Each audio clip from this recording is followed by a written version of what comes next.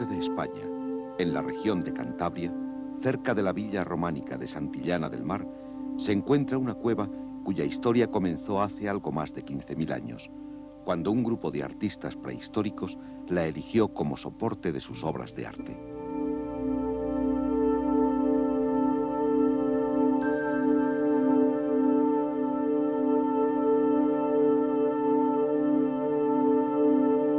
Poco tiempo después de su abandono por los artistas, un derrumbe selló su boca.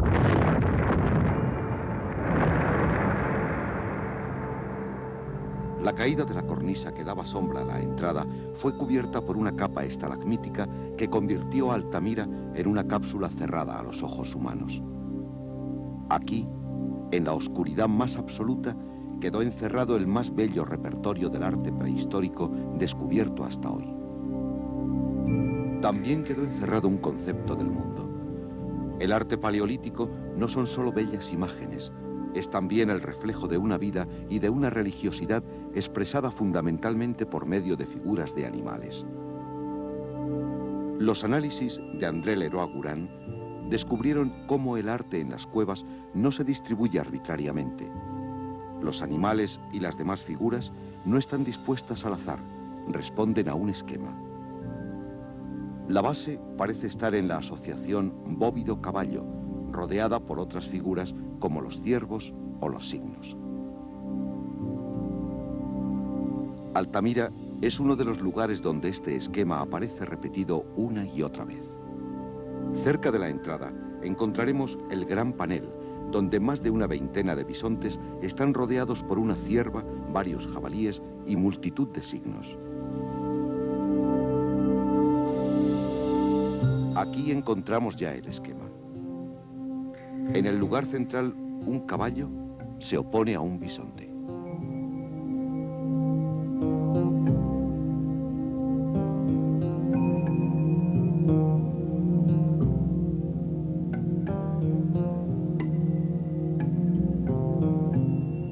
Si sustituimos las imágenes por letras, vemos cómo el esquema se presenta de forma clara.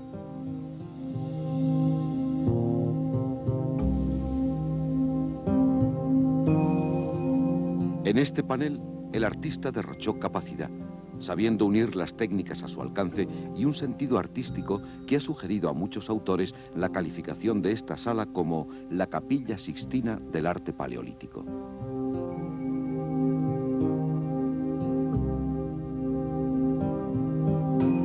Enmarcando las figuras, gran cantidad de signos. Su sentido se nos pierde. Como de otras muchas cosas del Paleolítico, nuestro conocimiento no es perfecto. Aún quedan muchos interrogantes por resolver.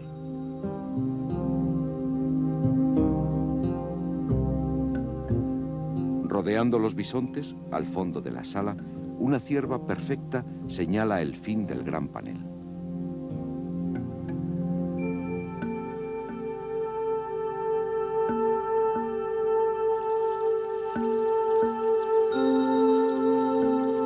Penetrando en Altamira, la segunda sala nos presenta un pequeño panel lleno de finos grabados donde encontramos la repetición ciervo, bisonte y caballo.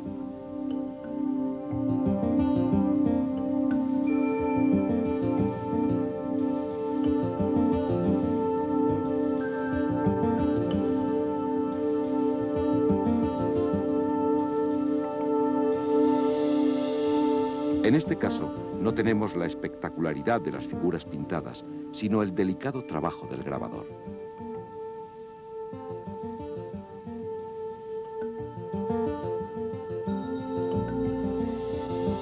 Las figuras son esquemáticas, hechas con breves pero esenciales trazos. Los animales son perfectamente identificables.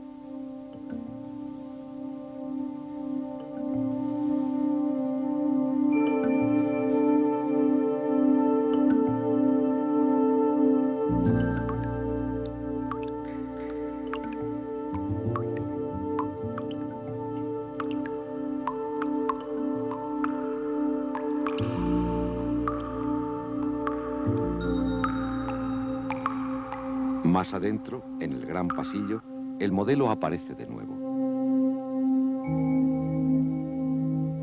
En este caso, se juega con el espacio. Un toro profundamente grabado es la clave para encontrar, agachándose debajo de la cornisa, una figura de caballo dibujada.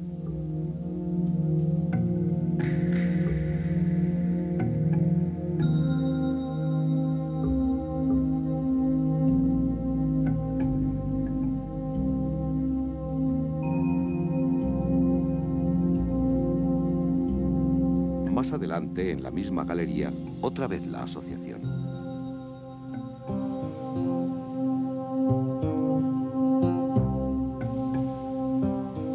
Aquí se juega con los volúmenes. Los animales comparten líneas, de modo que no se sabe dónde acaba una figura y comienza la otra. Entre estas figuras y las siguientes no encontramos nada. Más de 50 metros las separan. La cueva no se decora en su totalidad. Solo algunas zonas privilegiadas serán soporte del arte rupestre. La elección no depende de las características de los paneles. En estas salas vacías, las paredes son perfectas, pero nunca recibieron obras de arte sobre ellas. Al fondo de la cueva, una estrecha galería conocida como cola de caballo repite el esquema y nos permite presentar una hipótesis sobre su significado.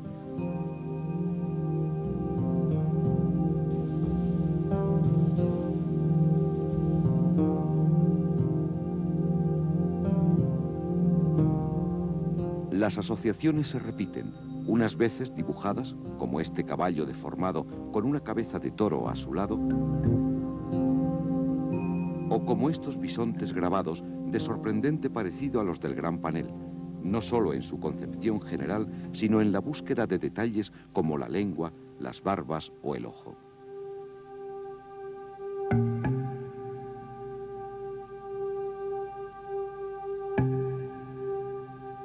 Junto a ellos, también grabado, aparece un caballo en el que se marcan la cabeza y la papada con fino trazo estriado.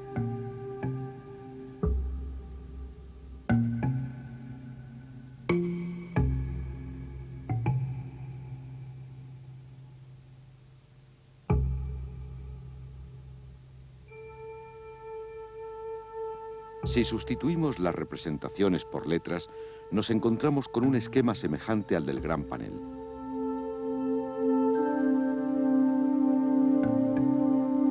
En este caso, la distribución no es un gran techo, sino que aparece de forma continuada por la galería.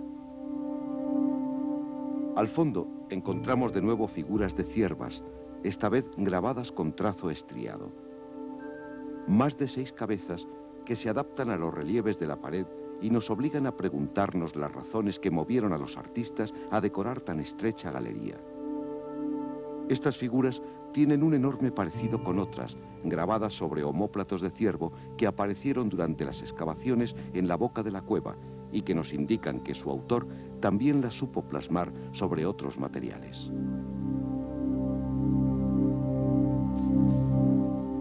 Quizás la clave del misterio de la cueva esté en estas figuras.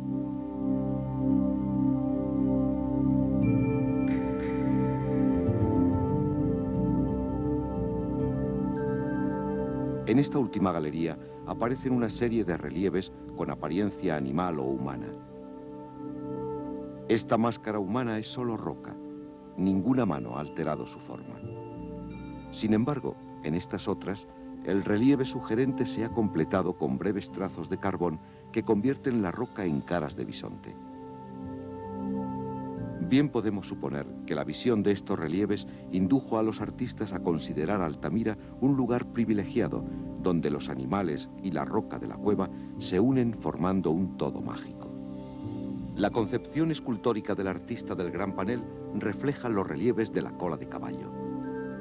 En esta sala el techo, con sus relieves marcados por la luz rasante que entraría por la boca entonces abierta, ya produce una primera sensación de manada.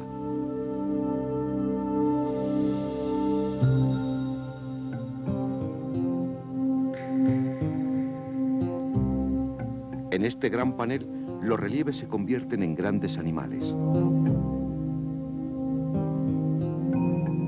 Los colores completan las formas de la naturaleza. dando figuras de enorme belleza y fuerza. Expresan una realidad mitológica que los animales representaban en el mundo mágico paleolítico. Estos son el reflejo de la realidad que les rodea. Así el artista transpone al mundo sobrenatural las realidades cotidianas, uniendo lo real y lo mítico. Estas obras de arte, que habían permanecido encerradas más de 15.000 años, pronto verían la luz. A finales del siglo XIX se instaló una cantera en el prado que cubre la cueva de Altamira. El uso de pólvora negra para extraer la roca provocó fuertes vibraciones que movieron algunos de los bloques que cerraban la entrada.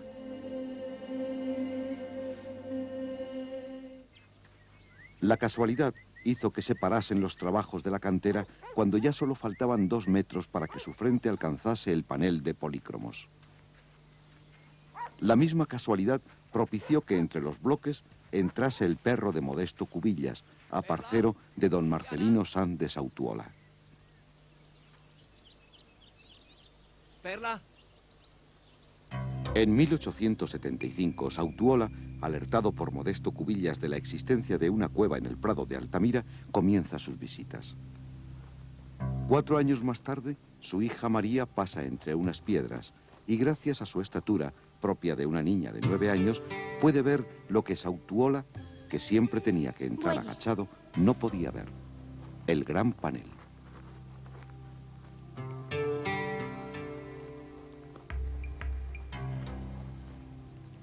Padre. Sí.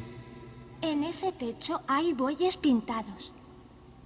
¿En qué techo? En ese de ahí.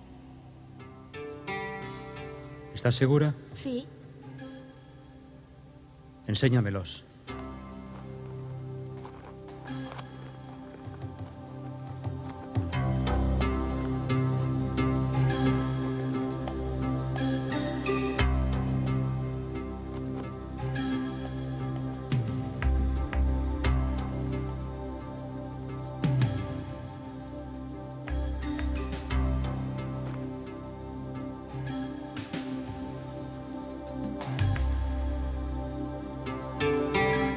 Sin embargo, la acción de la cantera había vuelto inestable el techo de la caverna. Los niveles geológicos de la cueva están estratificados en bandas horizontales. La caliza de la cueva de Altamira se formó en el Cretácico, durante la época de los grandes dinosaurios, en un medio costero en el que las transgresiones y regresiones del mar cargaron de arcilla la caliza. Esta arcilla resta consistencia a la roca y crea niveles en bandas que la erosión aprovecha para, por disolución, abrir la cueva. La misma estructura es también la responsable de su paisaje de techos planos y paredes angulosas que contrasta con las bóvedas habituales en las otras cuevas.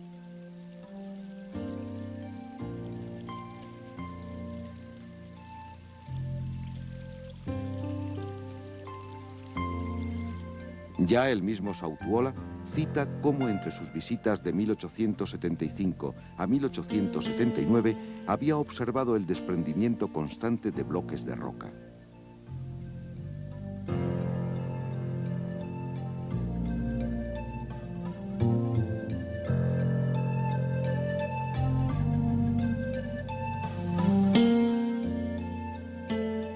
La publicación por Sautuola de los breves apuntes da a conocer el arte de Altamira. Esta obra provoca una polémica sobre su autenticidad y mueve a gran cantidad de curiosos a visitar la cueva. Sautuola quiere evitar que la ignorancia de unos y la osadía de otros hagan peligrar estas obras de arte que él considera tan antiguas. Por ello, de su propio dinero, coloca la primera puerta de madera.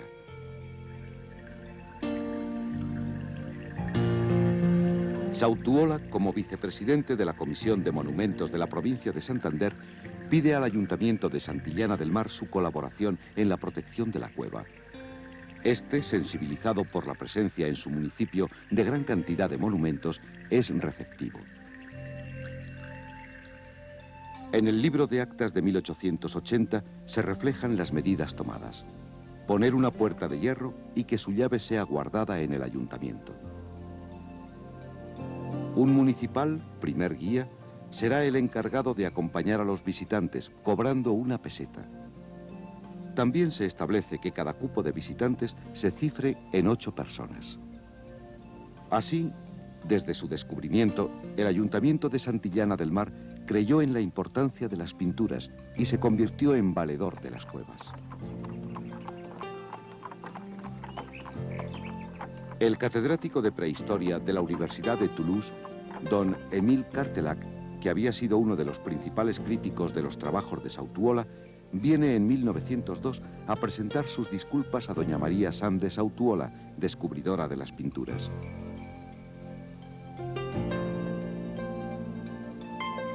Le acompaña el arqueólogo Henri Breuil para reconocer y estudiar Altamira. Ambos trabajan más de 2 meses en el estudio de la cueva. Este fue el primer gran trabajo del abate Henri Breuil. Con el tiempo se convirtió en una figura señera de los estudios de arte rupestre. Sus aportaciones marcan más de 50 años de historia de la prehistoria. Su investigación en Altamira fue el modelo en que se basaron todos los estudios sobre arte rupestre. Sus calcos y dibujos a carbón reproducen con exactitud las imágenes grabadas y pintadas. Sus dibujos son tan bellos como exactos. Son la obra de un artista a la vez que la de un científico. La experiencia de Breuil en Altamira fue dura. La recogida minuciosa de todas las imágenes le obligó a trabajar en condiciones difíciles, a veces con solo la ayuda de velas para iluminarse. La situación de las figuras en grietas y recovecos de la cueva añaden dificultad al trabajo.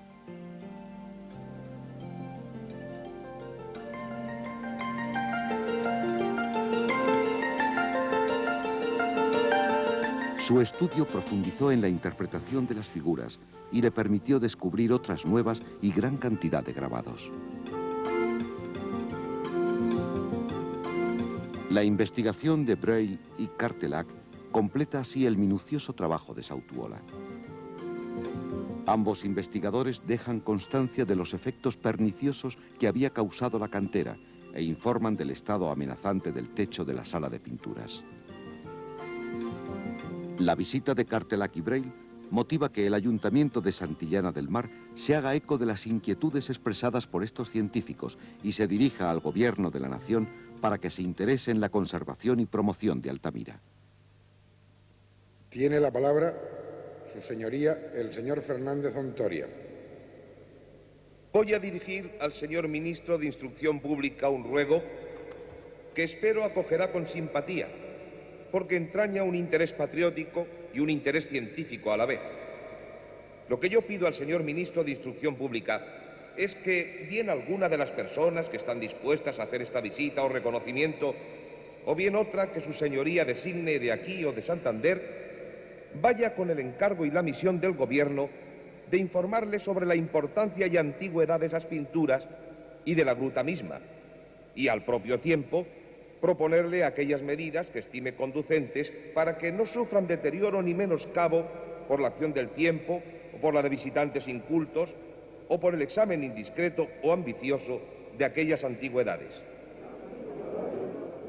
Tiene la palabra su señoría, el ministro de Instrucción Pública y Bellas Artes, conde de Romanones. Tenía ya conocimiento de la existencia de esa gruta y estaba preocupado con las medidas que el gobierno debiera tomar para su conservación. No hay inconveniente ninguno en que inmediatamente vaya una comisión de personas competentes, nombradas oficialmente, para que hagan los estudios necesarios y proponga al gobierno lo que haya que hacer. Pero las buenas intenciones del señor ministro no llegan a cumplirse y no se sabe que en esos años visite Altamira ninguna comisión oficial.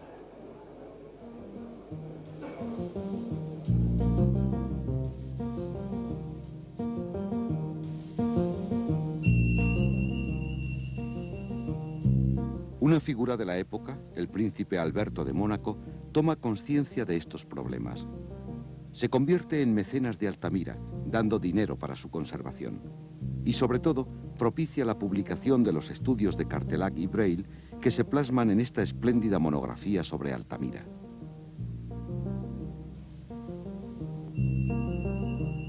Publicada en 1906, dio a conocer a todo el mundo los problemas de conservación y la riqueza artística de Altamira.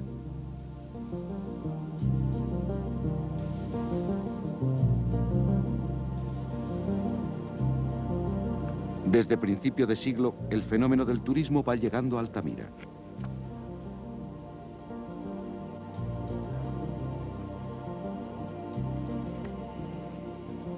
Una muestra es la edición de guías editadas en varios idiomas.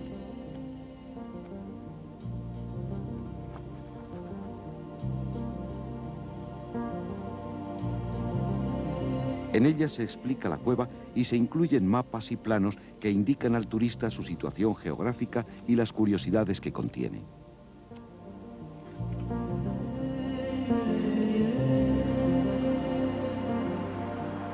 La fama de Altamira crece con el tiempo. En los años 20, Santander se convierte en lugar de veraneo de la familia real española. La estancia de esta y la situación privilegiada de Santander es también un reclamo para el turismo de todas las latitudes. Sus playas y calles se ven en esta época muy concurridas y animadas. La cercanía de Altamira a Santander y la fama de sus pinturas hace que sea cada vez mayor el número de visitantes que se acercan a admirarla. La afluencia turística provoca unas necesidades que obligaron a tomar una serie de medidas orientadas a mejorar las condiciones de la visita. La primera alteración de la cueva de que tenemos constancia es el rebaje practicado en el suelo de la sala de pinturas para mejorar su visión. Este precipitado rebaje supone a su vez una agresión a la cueva al destruir el yacimiento arqueológico que se encontraba debajo de las pinturas. En él apareció este bastón de mando decorado con finos grabados.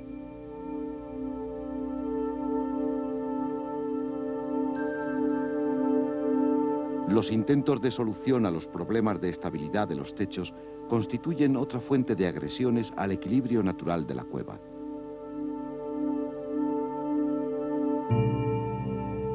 Por ejemplo, la primera solución que se adoptó fue colocar unos postes de madera que apuntalaban el techo y que introdujeron colonias de hongos que amenazaron las pinturas.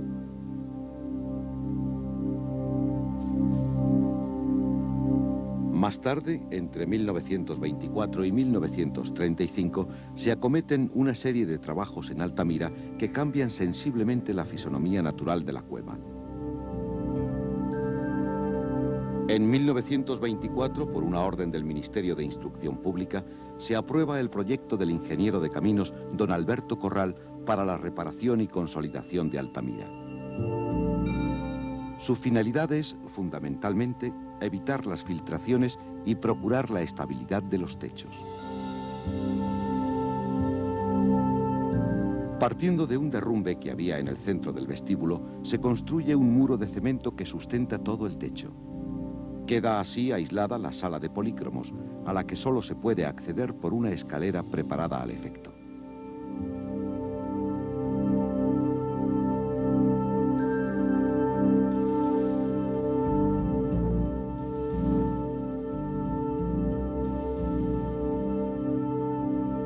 Para evitar el problema de las excesivas filtraciones de agua que arrastraban los pigmentos de las figuras, se rellenaron de cemento hidráulico parte de las grietas y cavidades del techo.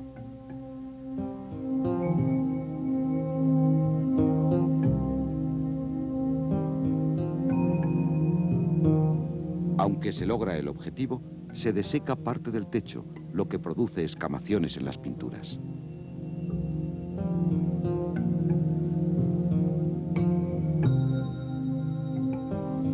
La intervención en Altamira no se detiene en esta sala, sino que continúa a lo largo de toda la cueva, tanto para dar estabilidad a los techos y cornisas como para facilitar la visita.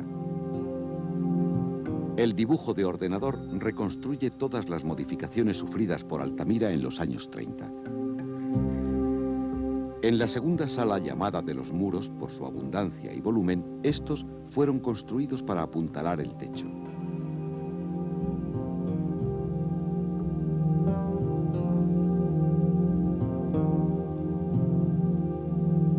Pero tantas transformaciones no solo cambian la estructura de la cueva, sino que en muchos casos rompen la profundidad de las salas, haciéndonos perder la perspectiva de las obras de arte de sus paneles. Las intervenciones afectan también a las formaciones estalagmíticas. Los trabajos de acondicionamiento atacan a las obras de arte, como a este caballo, cuyo grabado casi se ha perdido por el continuo subir y bajar de los obreros.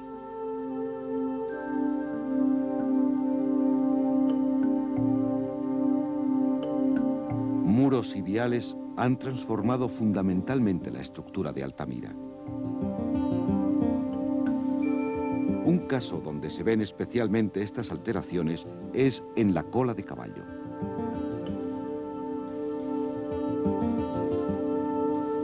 Aquí se levantó más de 1 metro de sedimentos, haciendo que los escasos 50 centímetros originales se convirtiesen en un cómodo pasaje. A todas estas alteraciones se une en 1931 la instalación de luz eléctrica en la cueva. Sustituye a las lámparas de acetileno que llevaban los guías en esta época. La instalación de luz eléctrica, pensada para evitar los problemas de las lámparas de acetileno, se convierte en otro factor de agresión. Por un lado, producía calor, que favorecía las colonias de hongos. Por otro, su instalación, realizada sin mucho cuidado, destruye formaciones y se convierte en un pegote antiestético.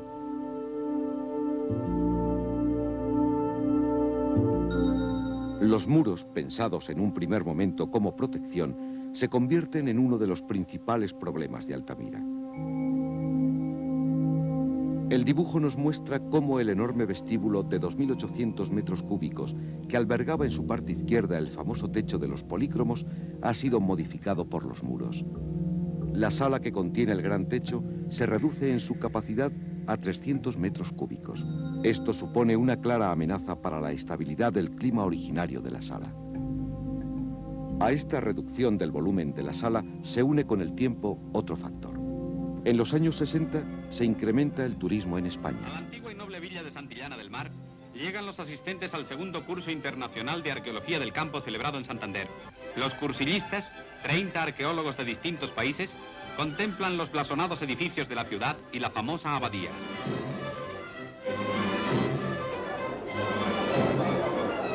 En el término de la villa de Santillana se encuentra la célebre caverna de Altamira. Con el comisario general de excavaciones y otros técnicos españoles, recorren la gruta y admiran la perfección de sus pinturas murales. El interés científico o la simple curiosidad conducen hacia la cueva a miles de personas interesadas en contemplar sus pinturas. La falta de previsión de las autoridades en establecer un control sobre el número de visitantes llevan a las cuevas a una situación de difícil salida. Corrección de su dibujo, por la blandura y suavidad de su modelado, y constituyen, como es sabido, uno de los más importantes documentos del mundo. Como en tiempos de Sautuola, será la prensa el medio donde se plantee una nueva polémica sobre Altamira. En ella se recoge cómo en algunas épocas el número de visitantes se acerca a los 1.500 diarios. Una revista de ámbito nacional se hace eco de la influencia negativa del turismo en la cueva. Su título es muy expresivo. El gran número de visitantes, junto a la reducción de la sala, altera profundamente el microclima de la cueva. La sala de pinturas se ha convertido en una botella con poca aireación. Estas gráficas nos muestran cómo el incremento de los grupos hace subir la temperatura de la sala. A su vez, desciende la humedad y se produce un efecto acumulativo. Cuando entran cada día nuevos grupos, no se ha disipado el efecto de los que entraron el día anterior.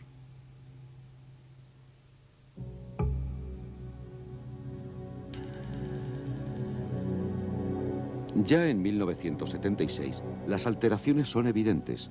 Se han desprendido algunas lascas del techo y se pierden parte de las pinturas.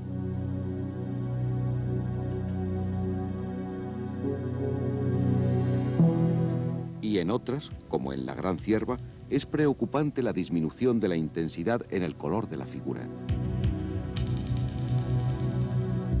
El deterioro fuerza por fin al Ministerio de Educación y Cultura a cerrar la cueva en 1977. Las declaraciones del doctor Eduardo Ripoll aclaran las intenciones de la administración. Yo creo que son un par de años de estudio y un año o así para aplicar una terapéutica.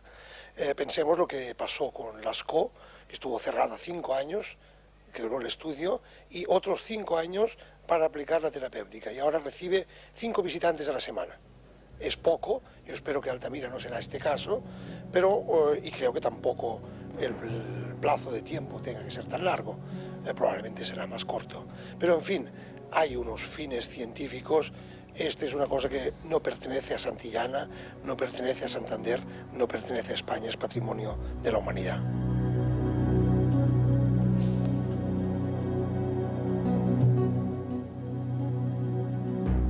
Pero el cierre afecta a la economía de Santander, sobre todo a la de Santillana del Mar. El turismo se retrae, como denuncian los titulares de la prensa local. Ante esta situación, el presidente de la Diputación de Santander interviene en la polémica pidiendo la reapertura de las cuevas. Don Julio Cabrero, presidente de la Diputación de Santander, ¿en qué basan ustedes esta petición? La basamos concretamente en que todos los estudios que se han hecho hasta ahora, precisamente por el señor Ripoll, no han dado un veredicto afirmativo en el sentido de que hay unas causas que obligan al cierre de las cuevas. En 1980, el director general del Patrimonio, don Javier Tusell, expresa la postura del Ministerio. El enfermo, la cueva, nunca podrá ser sometido a una vida como la que llevó con antelación, es decir, a un número elevadísimo de visitas diarias del orden de miles de personas. Por eso el Ministerio de Cultura, la Dirección General de Bellas Artes, tiene el propósito de crear un centro de investigaciones junto a la cueva. Va a mantener los equipos de medición para ver cómo se alteran las constantes con las visitas. La polémica continúa durante 2 años más. Los estudios encargados por el Ministerio de Cultura van aportando datos que permiten por fin comunicar a la prensa la próxima reapertura y la recuperación de las pinturas. Señor Tusell, ¿cómo se va a llevar a cabo esta reapertura? La reapertura se hace a título, por así decirlo, provisional. En principio, lo que se ha decidido es lo siguiente. Un máximo de 15 personas podrán entrar previa petición por escrito y previa respuesta por escrito que será dada por el director del Centro de Investigaciones y el Museo de Altamira. Esa reapertura es provisional, como digo, y está directamente enlazada con los estudios que se están realizando. Lo que se ha hecho hasta ahora, lo ha hecho un equipo de científicos de la Universidad de Santander, es medir las condiciones de la cueva sin visitas, y ahora vamos a hacer las mediciones con visitas y empezando con un número muy pequeño que puede ser elevado si el equipo científico considera que efectivamente se puede elevar ese número. Es una solución provisional, pero que creo que demuestra que los trabajos se han realizado con prudencia pero con constancia y que en definitiva este problema de las cuevas de Altamira está en vías de resolución, cumpliendo las recomendaciones de organizaciones internacionales como la UNESCO y ese propósito que siempre nos ha presidido de la conservación de nuestro patrimonio histórico-artístico. Por fin, el día 15 de febrero de 1982 se produce la reapertura de la cueva.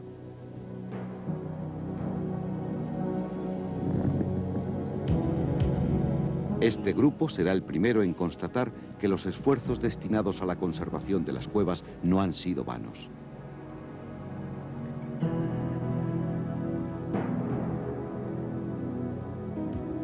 Los animales han recuperado sus vivos colores. La reapertura ha dado satisfacción a todas las autoridades provinciales y sobre todo al Ayuntamiento de Santillana, que ha logrado su objetivo.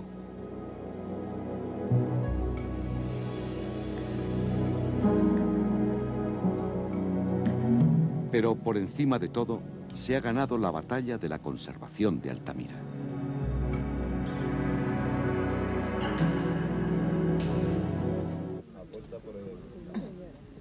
La incuestionable importancia del arte de Altamira y la necesidad de restringir las visitas reduciéndolas a grupos muy escasos aconseja actualmente buscar otras vías de divulgación.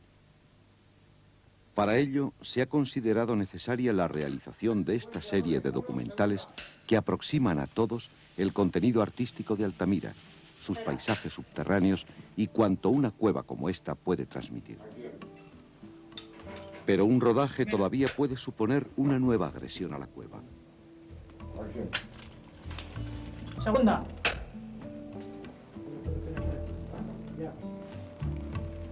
Segunda. Sin embargo, para evitarlo, en este trabajo se han tomado previamente medidas de forma que la influencia negativa del rodaje en Altamira fuese mínima.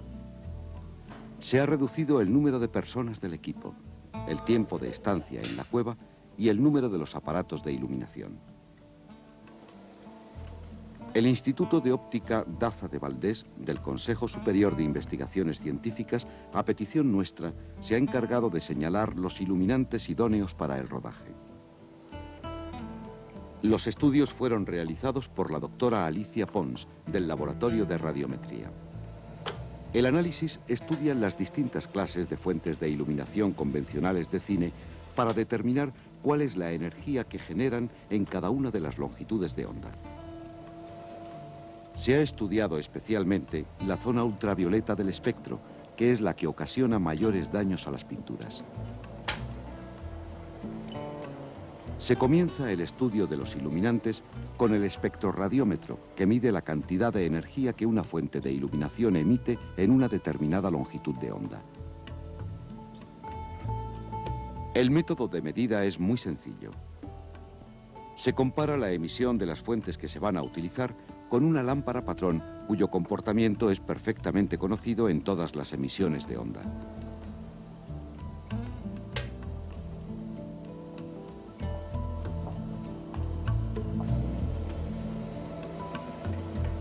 Como ejemplo, mostramos cómo se compara la lámpara patrón con una de descarga de halógeno metálico. Esta emite una luz fría y en principio fue considerada como la más idónea para el rodaje. Como puede verse, la gráfica no presenta una tendencia ascendente, sino que aparece en forma de diente de sierra. Se aprecia emisión de ultravioletas entre los parámetros 300 y 400, que será necesario neutralizar. La forma más sencilla de hacerlo será introducir un filtro que corte la radiación ultravioleta no deseada sin modificar el color de la luz.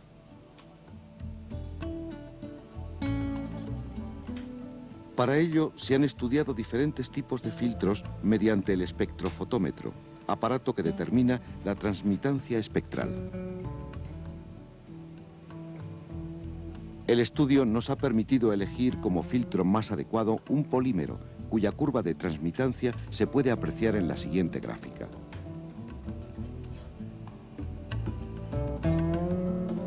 Como se ve, este filtro absorbe completamente la irradiación ultravioleta.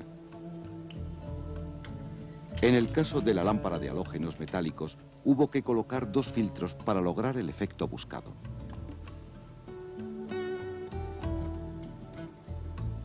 La necesidad de contar con una iluminación adecuada se les planteó también a los artistas paleolíticos. Se enfrentaban a un hábitat oscuro que tendrían que conquistar mediante el desarrollo de sistemas de iluminación cada vez más perfectos, sobre todo cuando penetran en las cuevas para decorar sus paneles. Las investigaciones actuales nos han llevado a la convicción del refinamiento que adquieren los hombres paleolíticos en la consecución de una luz fácil de transportar, que no emita humos y que a la vez les proporcione una luminosidad suficiente. Las lámparas conocidas durante el Paleolítico eran normalmente piedras de arenisca o caliza con una concavidad natural, o bien trabajadas para crear un depósito. Estas eran así simples receptáculos de combustible con un pábilo de hierba u otra materia vegetal.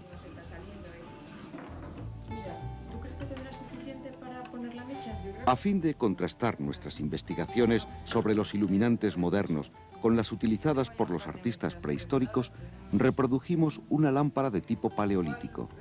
¿Quieres coger para cortar? Pues el que resista.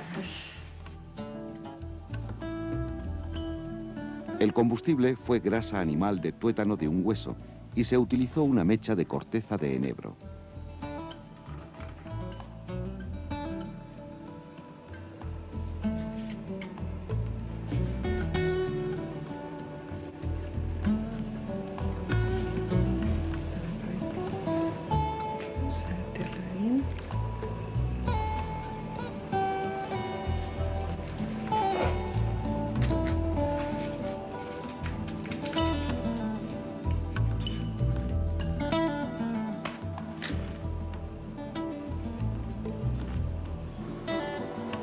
Con objeto de determinar cuál era el color de la luz emitida por una lámpara de tuétano prehistórica y poder compararla con el color que dan las fuentes de iluminación convencionales del cine, se ha realizado una medida sobre una réplica actual de una lámpara utilizando un espectroradiancímetro, aparato que permite determinar la distribución espectral en un corto espacio de tiempo, condición indispensable para análisis de este tipo de fuentes, ya que la llama está continuamente oscilando.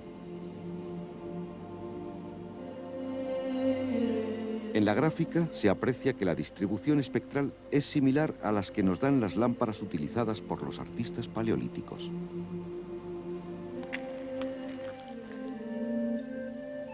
Otra idea en nuestro estudio sobre la luz fue la capacidad de iluminación de la lámpara paleolítica. Resultó ser una luz difusa y ambiental. Este tipo de luz resuelve los problemas de iluminación general, necesaria para la realización de grandes paneles como los de Altamira.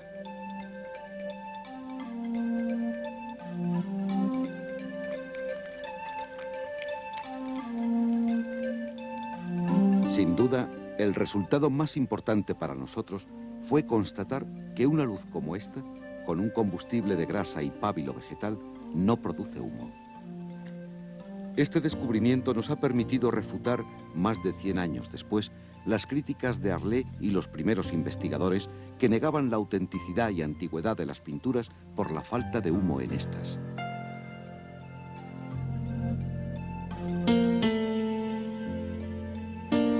Las influencias negativas en la conservación de la cueva de Altamira y del arte rupestre en general no son solo las intervenciones en las estructuras subterráneas ni las aglomeraciones humanas.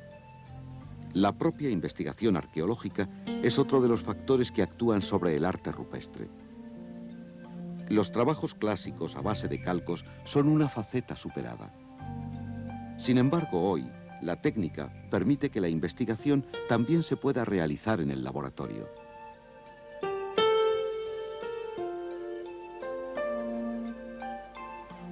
El estudio que presentamos ahora fue llevado a cabo por el doctor José Antonio Méndez del Departamento de Imágenes y Visión del Consejo Superior de Investigaciones Científicas.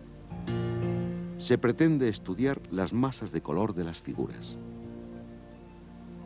Se partió de unos negativos tomados en la cueva con diferentes filtros de color. Mediante una lupa binocular se seleccionaron los más apropiados para su tratamiento informático. Los negativos seleccionados se digitalizaron a través del microdensidómetro.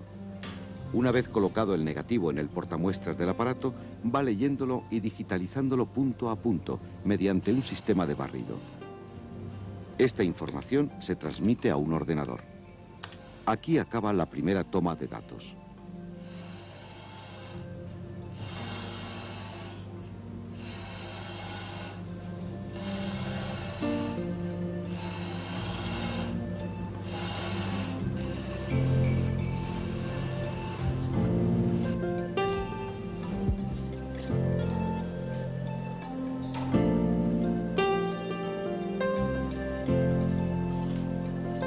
Seguidamente, se procede al tratamiento óptico de los negativos.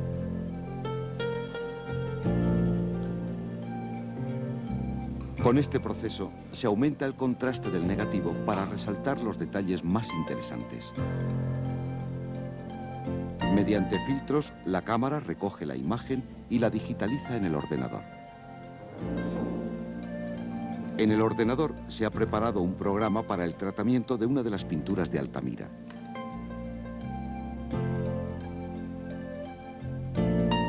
Pasamos a realizar el tratamiento informático de la imagen seleccionada, el gran macho del techo de los polícromos.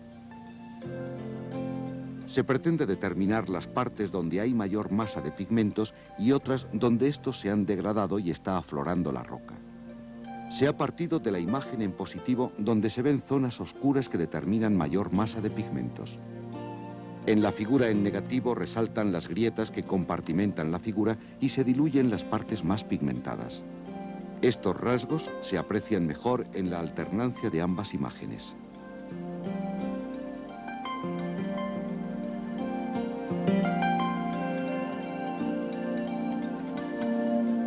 Al introducir el color azul, destacan las partes rojas originales, apareciendo en blanco las zonas negras.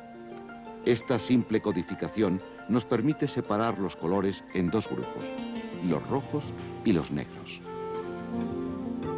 Para matizar cada color, la roca aparece en azul, el negro en rojo, el rojo en amarillo y una gradación del verde al cian en las zonas de coloración más intensa. Observamos que dentro de la figura del bisonte se aprecian masas espesas de color en la cabeza, patas y contorno, mientras que en el cuerpo se ha perdido la pigmentación y aflora el azul de la roca. Y ahora sabemos que el tiempo y la alteración del microclima de la sala han incidido negativamente en la potente figura del gran macho polícromo.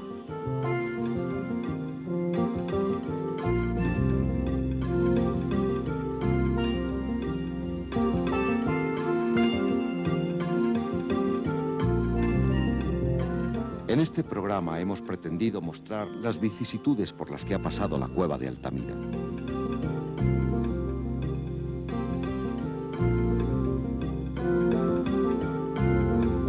La conservación del arte paleolítico es un reto para los investigadores, pero también es una disciplina que solo está en sus comienzos. El arte vive como vive toda la naturaleza.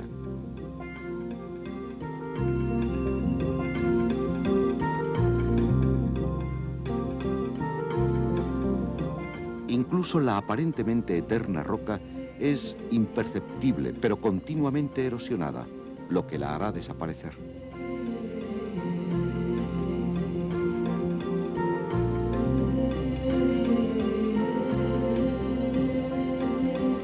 La declaración de la Cueva de Altamira como Patrimonio de la Humanidad por la UNESCO en 1985 solo nos hace recordar que las obras de arte de nuestros antepasados de hace 15.000 años deben seguir existiendo.